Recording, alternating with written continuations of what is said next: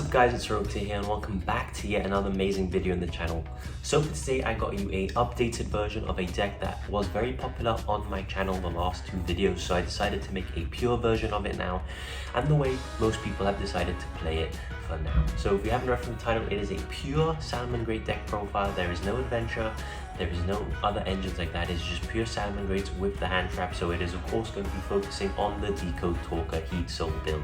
If you do like this type of content, make sure you do leave a like and a comment down below and do subscribe when you're down there. I promise you it is free. 95% of you who watch this channel are not subscribed, so what are you doing? Make sure you're here for the long run. Also, if you haven't seen our new shorts, make sure you do check it out. We're posting a short every day, so make sure you do stay up to date and see it every day at 12 p.m. Without any further ado, let's get straight into the deck profile. So starting off with the deck profile here, we of course still have triple of the Flame Buffalo. In a build like this, drawing into hand traps is essential, guys. As you know, the format right now is a lot of monster, sort of negation, Dark Ruler no more, Ultimate Slayer, things are sort of just blanket monster effects. But if you have loads of hand traps, you can still play, and why I think Salad is still in an okay spot this format. So triple Flame Buffalo, the ability to get bodies into the graveyard and draw 2 cards, chain blocking things is just absolutely incredible. And the reason we're playing 3, I don't think Lady Debug is still right to play. There are still some decks playing quite a lot of hand traps, and Buffalo is just a lot safer to be using as your normal summon. So apart from triple of the Flame Buffalo, we of course have the triple of the Salamangreat Spinny. Spinny right now is something that you want to be seeing in combination with stuff like your Cyanide Mining, your Flame Buffalo, your Salamangreat Foxy. So playing 3 just gives you the ability to always have one to pitch from your hand, and even if you have multiples in your hand, it's great follow-up. So I still believe that playing 3 Spinny is still very, very effective. For a 2-off Salamangreat, we're playing double of the Salamangreat Foxy. I feel like Foxy's a good 2-off, especially since we are playing Pot of Desires. If you banish one, you're perfectly fine as you have another in the deck. But since we are playing Pot of Desires, we do have to up the Salamangreat count just a little, and we're doing that with 2 of Foxy. It is actually a really good out for things like there can be only one, things like Skill Drain, and it's obviously on normal summon can excavate you and grab you some more cards. So Foxy, really, really good, nice card. Don't play it at 3 though, that's way too many. Moving on, we have double of the Jaguar.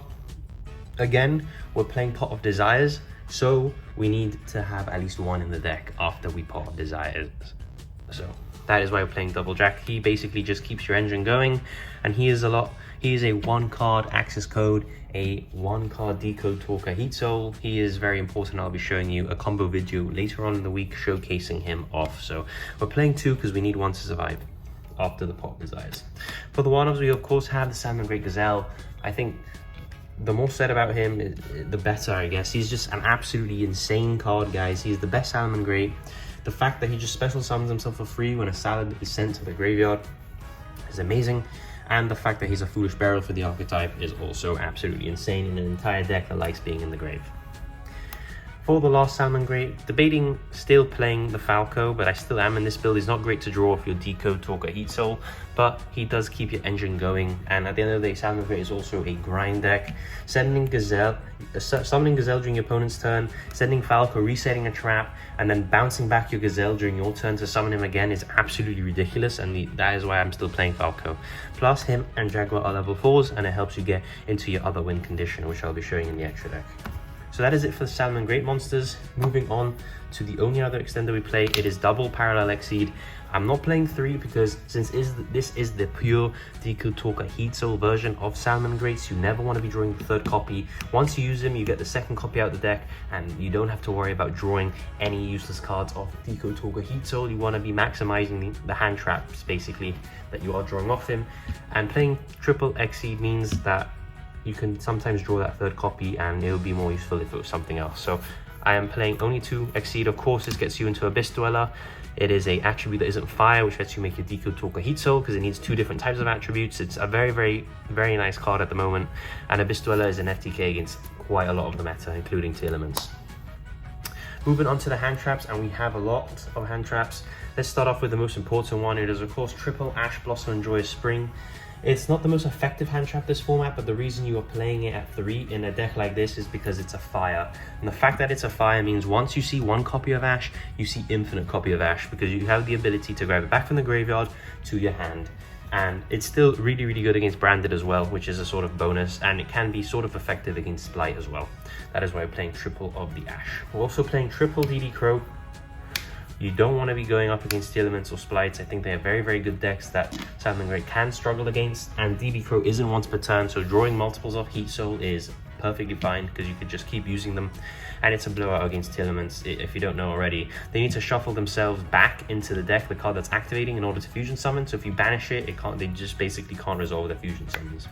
That is the same premise behind the Ghost Spell as well. I feel like playing Ghost Spell and DD Crow is very versatile in the fact that DD Crow is very effective against Salamangreats, and Bell gives you the ability to say no to DD Crow and protect your Salamangreats from getting banished from the grave. And of course, it is also very good against Telements as well. We're also playing triple Effect Veiler. I know Effect Veiler isn't that good this format, but it is a card that is a hand trap that is not once per turn. So then again, it's the same sort of theory as DD Crow in terms of if you draw 2 or you open multiple, it's not once per turn, so it is multiple disruption. And I still feel that it's good enough to play.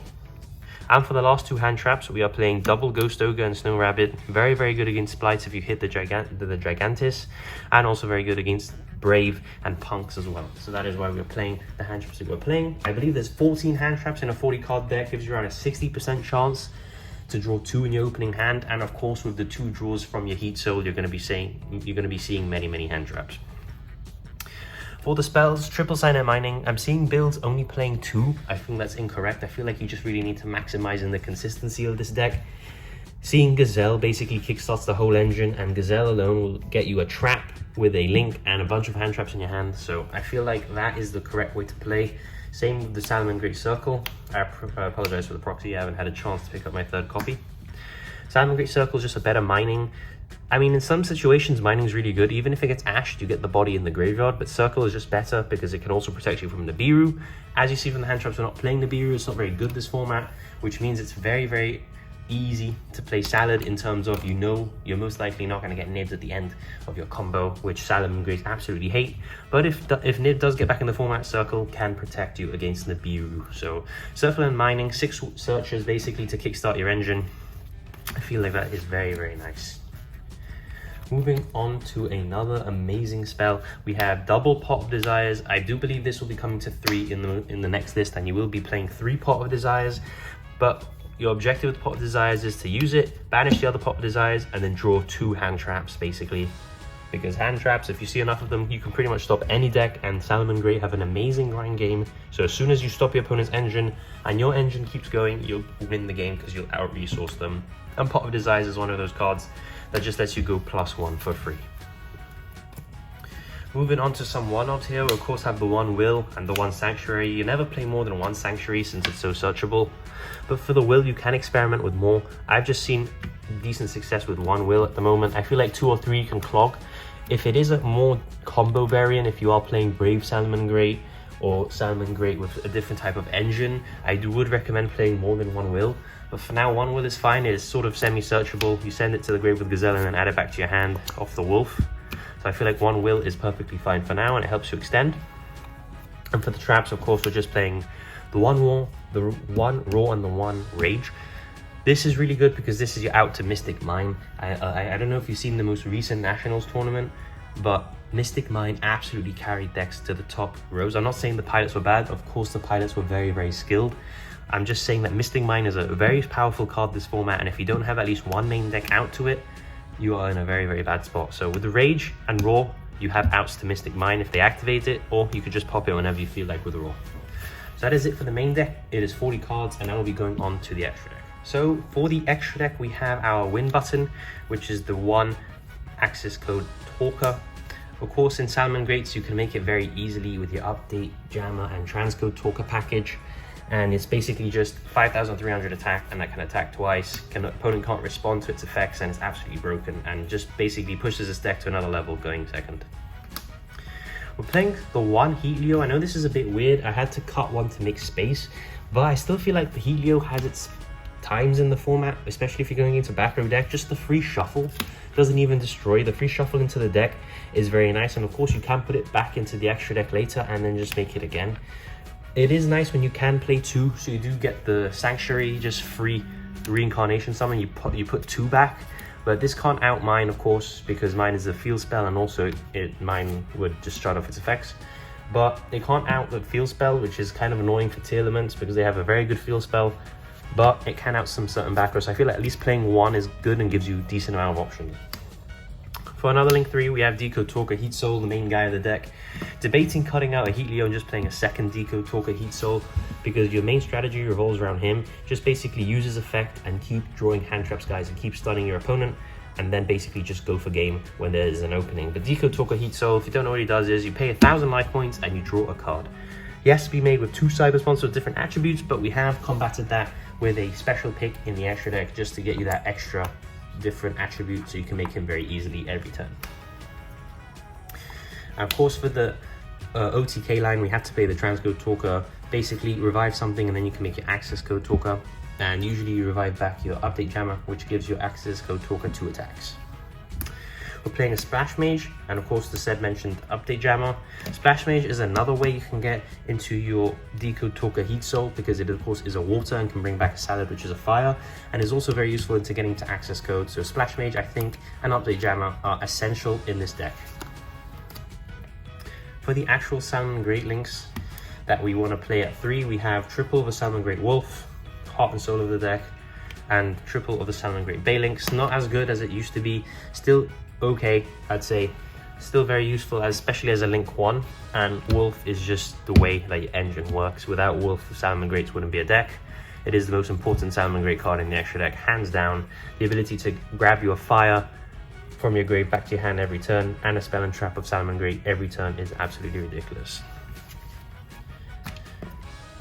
For a different attribute Cyburst that you can instantly make, we have the Lingaribo. This just takes 1 level 4 lower Cyburst, so any of your Salamangreats can go into him, and he is a dark, and a fire would be able to make you your Decode Talker Heat Soul, as they are both different attributes. And it's just okay. It can actually come up going second as well, because it can just make it, and then if they activate a trap, you can banish it to negate. So it actually is quite a versatile little card. And for the X-Seasons, we have the 1 Dweller and the 1 Mirage Stalio. These two are very, very good, especially Mirage Stalio. It's basically like the original Splight Gigantic, or however you say that card. Basically, just detach a material and special summon a Salamangreat from the deck, and you are locked into fire effects. That is okay, because Decode Talker Heat Soul is a fire, so that's fine. And Abyss Dweller is a win con against many decks. If your opponent's playing tier limits, for example, you make the Abyss Dweller, and they're going to have a very, very hard time unless they open something like a Dark Ruler No More, a Infinite Impermanence, something like that. But very, very good cards in the extra deck. Of the deck profile, guys, I hope you guys did enjoy my take on the best possible way to play Salads at the moment. I don't think playing the Adventure Engine helps much anymore, because I think that a lot of decks do just simply play around 1 or 2 interruptions very well, and you need a lot of them, which I do think the hand traps give you access to, because you will have the ability to end on 3 or 4 hand traps in your hand with a trap, which I think is usually enough to stop most meta decks, and then you can just kill them on the crackback. So if you do enjoy this type of content, as I said in the intro, make sure you do subscribe. Leave a like and comment down below. What deck do you want to see next? What deck are you playing this format? Please let me know down in the comments below. I love responding to every single one of you, and just make sure you stay here for the next video. I'm Rogue10, I'll see you next time. It's time! Let's go!